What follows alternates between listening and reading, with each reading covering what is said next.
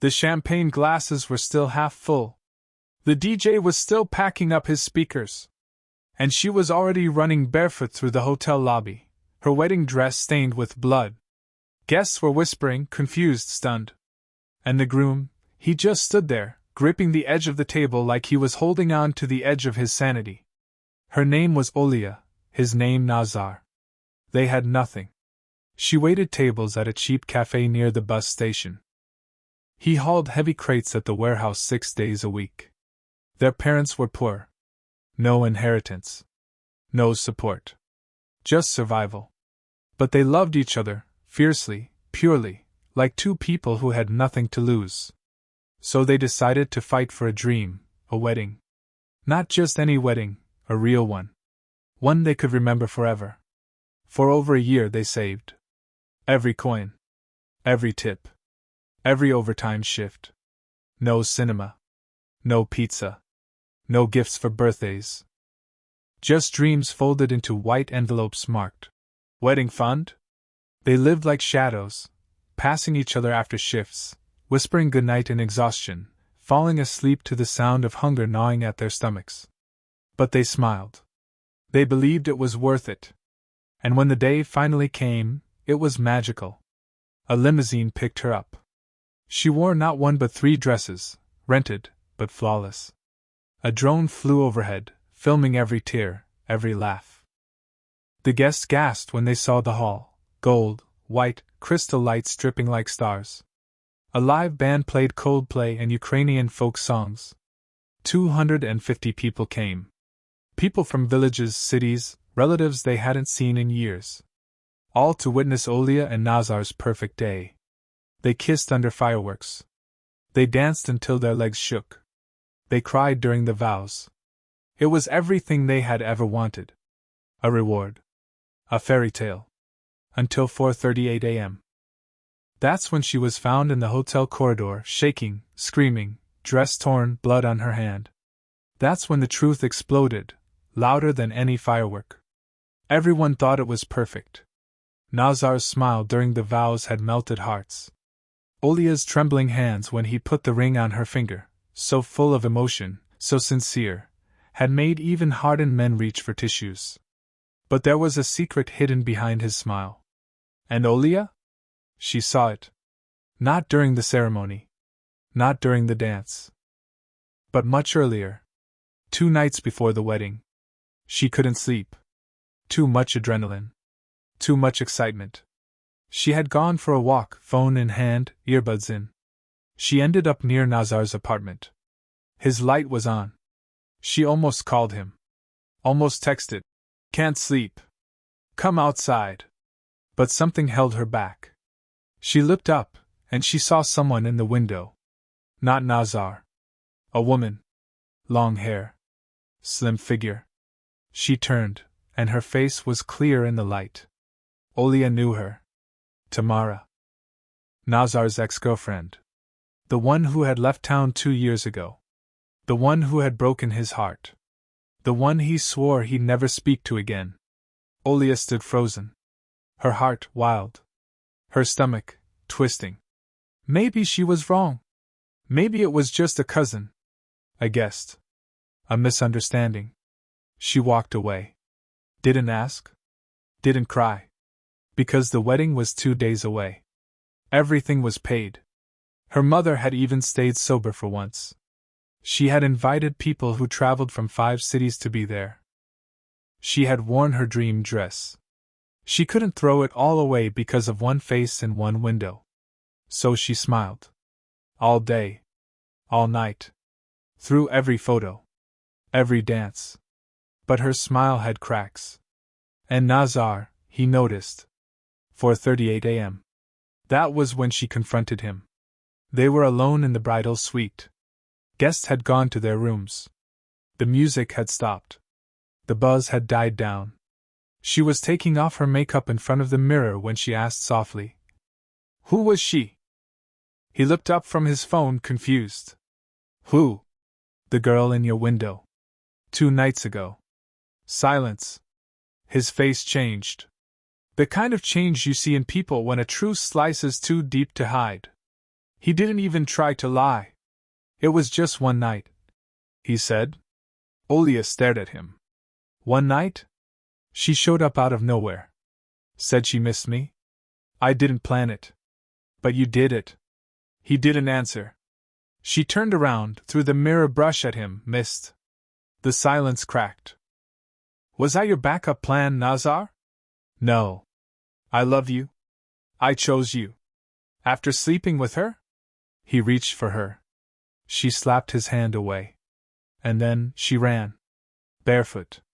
Out of the suite. Down the hall. Through the lobby. The dress ripped when she slipped on the stairs. The cut on her hand came from a broken glass near the banquet table. The blood wasn't symbolic. It was real. And messy. Like the truth. And outside, the world still slept. The hotel lights flickered. The limo driver dozed off in the front seat. The photographer snored in his rented room. And Olia, the bride who waited 13 months for her dream, stood on the side of the road, in a bloody dress, with a broken heart, and no idea what to do next. By morning, the rumors were spreading like spilled wine across a white tablecloth. Some guests said the bride had gone mad. Others whispered she had cold feet. Someone even claimed she'd caught Nazar cheating during the wedding. But the truth? No one really knew. Because Olia didn't speak. She took a cab to her cousin's apartment, turned off her phone, and collapsed onto the sofa without saying a word. Her makeup still smeared. Her hands still bandaged. Her heart? Pulverized. Meanwhile, the guests woke up in their hotel rooms, hungover and confused. The mother of the bride was knocking on Nazar's door. The groom's best friend was threatening to break someone's face, without knowing whose. And the wedding planner? She was already wondering if she'd be paid. The first lie was told at 7:21 a.m., when Nazar told Olia's mother. She just needed some air. The second lie came at 8:03 a.m., when Olia texted her maid of honor. Everything's fine. Just overwhelmed. Don't worry. But by 9 o'clock, Nazar's best man found a crumpled tissue with lipstick and blood in the bridal suite. And at 9:16, someone posted a photo of Olia crying in the lobby on Instagram. That's when the calls started. Olia's uncle from Ternopil. Her godmother from Kharkiv. Even Nazar's ex-coworker who wasn't invited but still wanted drama. Everyone wanted answers.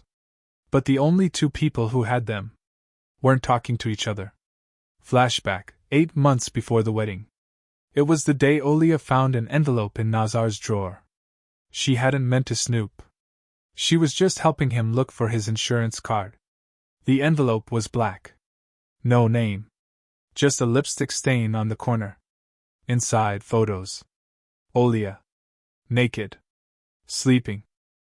Taken without her knowing. She stared at them, her hands shaking. She waited until he came home, threw the envelope on the table, and demanded an answer. He panicked. Stammered. Said his phone had been hacked. Said it was for memories. Said he was sorry. She didn't break up with him. She should have. But love, especially when you're poor and tired and lonely, can make you blind in the worst way. So she forgave him. She blamed herself.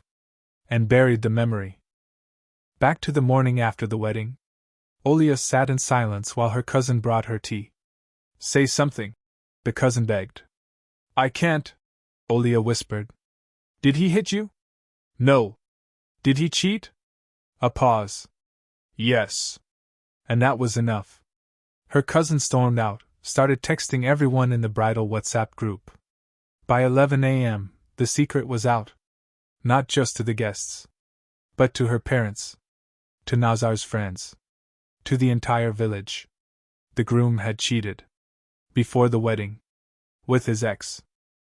Back at the hotel, Nazar sat in the lobby, still in his white shirt from last night, face pale, eyes empty. He hadn't slept. His mother tried to talk to him. He didn't answer. His father called him a fool. He didn't care. Because he knew what he'd lost. It wasn't just the woman. It was everything she carried with her. Hope. loyalty, a future. Olia never returned to the hotel. She never picked up her gown. She never even took the leftover cake. The girl who had spent 14 months saving for a wedding now had nothing but silence. And the guests? They went home. Told stories. Edited photos to crop out the sadness. But no one knew the real story. Because no one asked the real questions. Not yet. I know you hate me right now. I would too. But please, just read this. One last time. And if you still want me gone after that, I won't fight it. Nazar. The message came 2 days after the wedding. Olia had blocked him everywhere. Phone. Instagram. Facebook. He made a fake email just to send that one line. She opened it, but didn't reply. Not right away. She didn't know why she read it. Maybe she needed closure. Maybe some part of her still hoped there was an explanation. Or maybe, when someone ruins your life, you want to understand what made them do it. So she clicked the attachment. It was a letter. Typed. Clean. Precise. I don't know how to start. So I'll start with this. I never deserved you. You were light. Even in your silence, even when we fought over dumb things. Even when we were both exhausted from working back-to-back shifts, you found ways to make me feel human. You made ramen taste like luxury. You made tiny apartments feel like home. You made me feel like I could be someone better. But I never became better. Tamara texted me 3 months before the wedding. I didn't reply. Not the first few times. She told me she was in town. That she missed me. That she wanted to talk. I lied to myself and said I just wanted closure. That night you saw her, she came by with a bottle. She knew what she was doing. She said I looked stressed. She touched my hand. I froze. But I didn't stop her. I slept with her that night. Once. It meant nothing. But it destroyed everything. I thought I could carry that secret to the grave. That if I just loved you harder, I could undo the damage. I thought maybe if our wedding was perfect, if I looked at you the right way in the photos, it would rewrite history. But the truth doesn't get rewritten. It just waits. And when it hits you in the middle of the night, it's louder than guilt. You deserve someone who'd protect you from people like me. I couldn't even protect you from my past. I'm not asking for forgiveness. I just want you to know, you were never a backup plan. You were the dream I didn't know how to keep. Goodbye, Olia. I hope you find peace before I do. Nazar. She read it once. Then again. It didn't change anything. It didn't erase the image of Tamara in his apartment. It didn't fix the years she spent sacrificing for someone who couldn't say no to a ghost from his past. But it made things real. It took the monster out of the shadows. Gave the betrayal a name. Gave the pain a shape.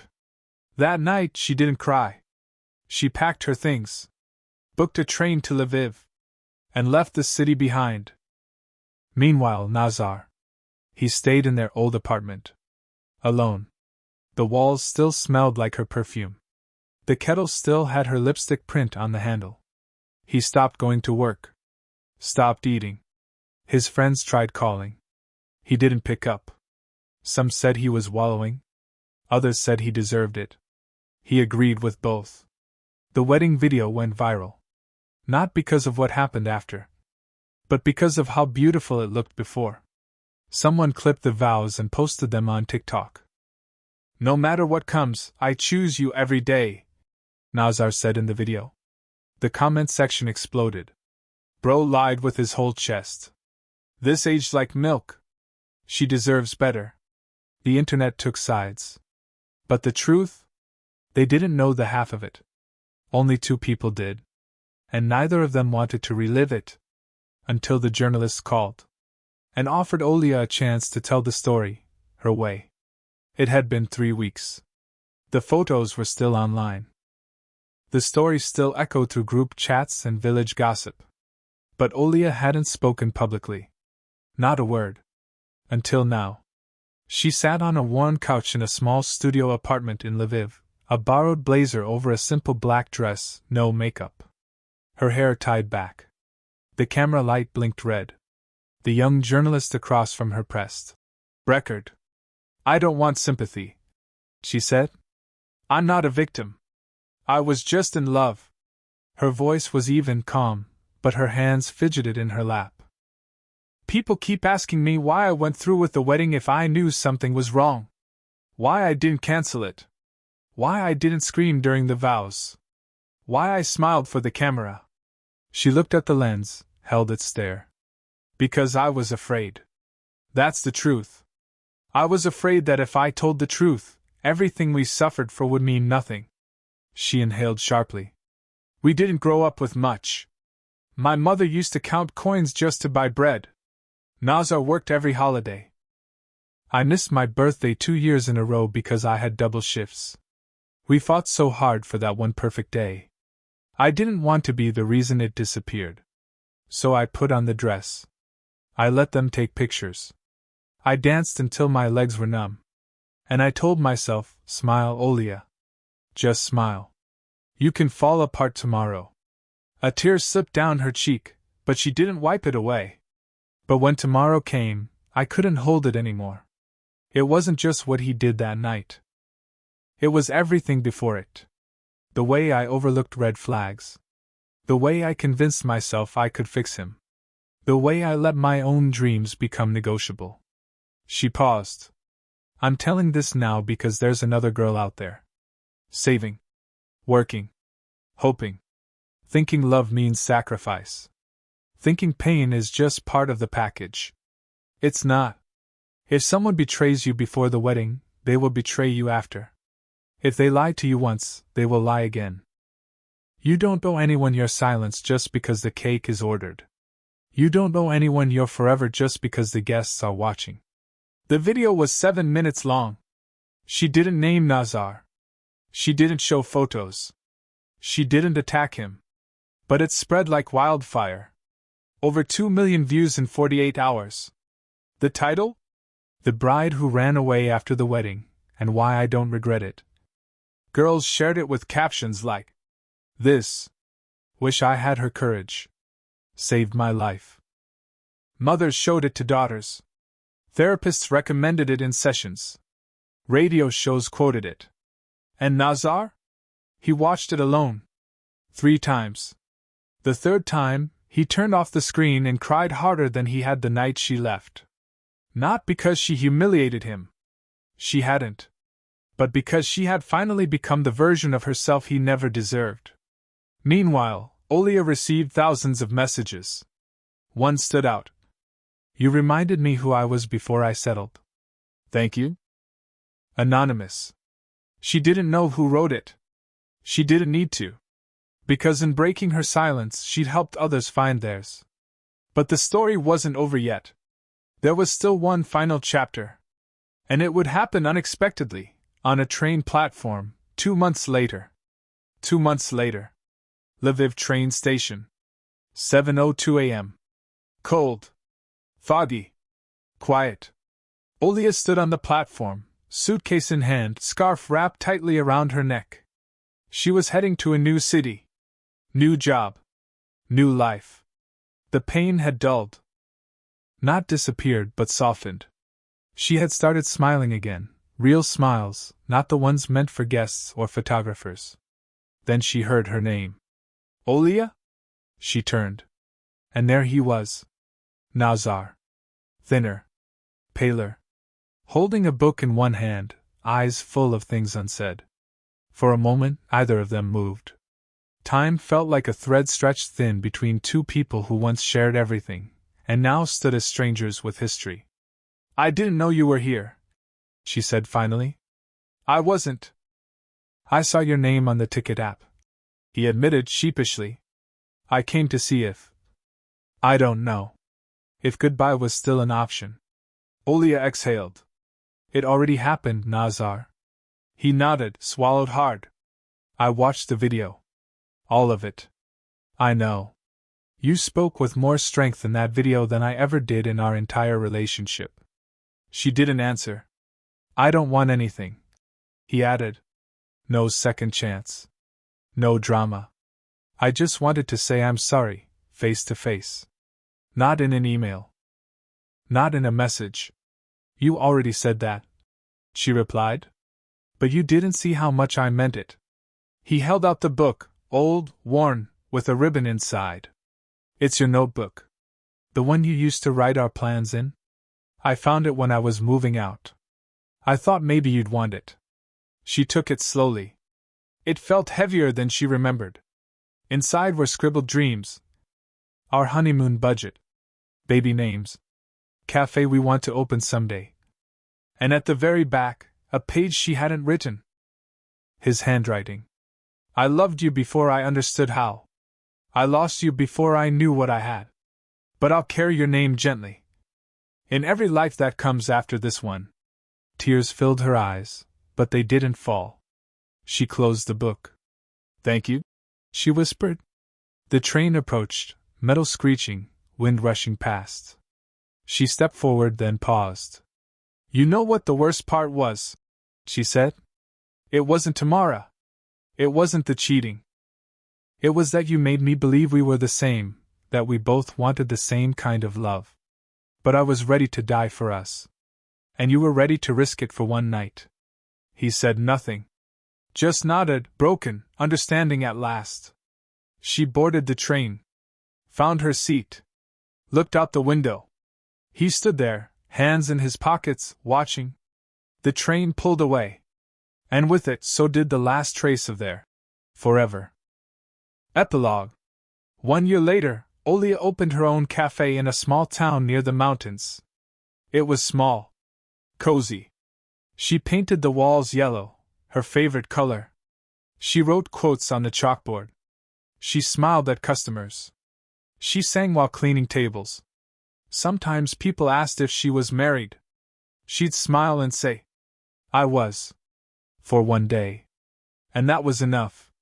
Because some love stories are lessons. Not endings. Just beginnings in disguise. Don't forget to like, subscribe, and share. We've got plenty more stories coming your way.